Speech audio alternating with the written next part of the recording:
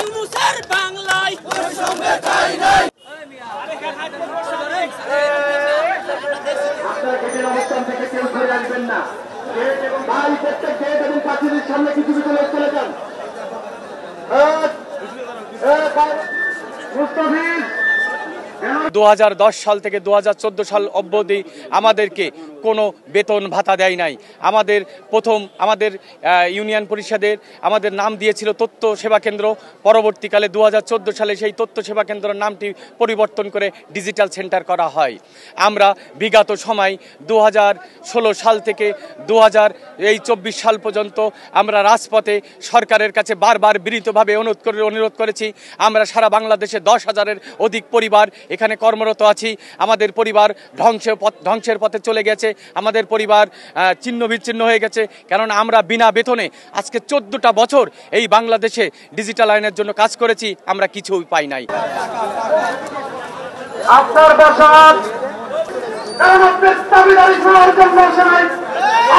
আমরা অনেকবার আমাদের দাবি জানিয়েছি, কিন্তু বিগত সরকার সেটি পূরণ করেনি। আমরা এখন আমাদের যে বিগত দিনে বৈষম্য বিরোধী যে আন্দোলন হয়েছে, আমাদের ছাত্র ভাইয়েরা যে আন্দোলন করেছে, এই আন্দোলনের ফলশ্রুতিতে আজকে আমরা স্বাধীন জাতি হিসেবে নিজেকে গর্ববোধ করি।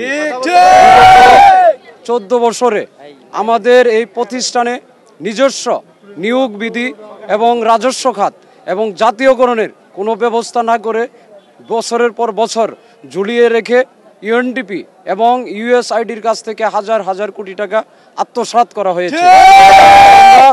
এই সরকারের ধারাবাহিকতায় বর্তমান যে সরকার রয়েছেন তিনি কিন্তু বৈষম্য বিরোধী, তিনি কোনো বৈষম্যকে পছন্দ করেন না, রাষ্ট্র সংস্কার করতে চেয়েছেন।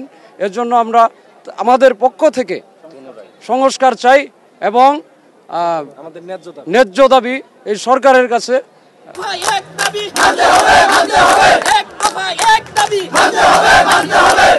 বর্তমানে যে প্রেক্ষাপট, আমরা আমাদের ডিজিটাল সেন্টারে যাইতে পারি না, ঠিক আছে, এমন একটা পরিস্থিতি হয়ে গেছে। আমরা বেকার হয়ে গেছি, কর্মহীন হয়েছে। একটা মানুষ কখন রাস্তায় আসলে যখন তার কোনো পথ থাকে না।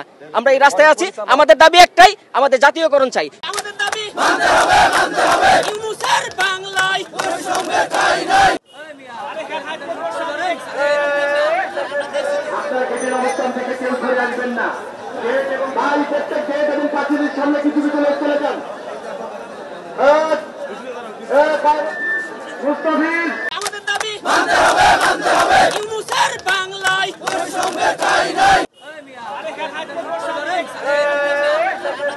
আপনারা গেটের অবস্থান থেকে কেউ ঘুরে আসবেন না। গেট এবং ভাই প্রত্যেক গেট এবং পাঁচিলের সামনে কিছু কিছু লোক চলে যান। মুস্তাফিজ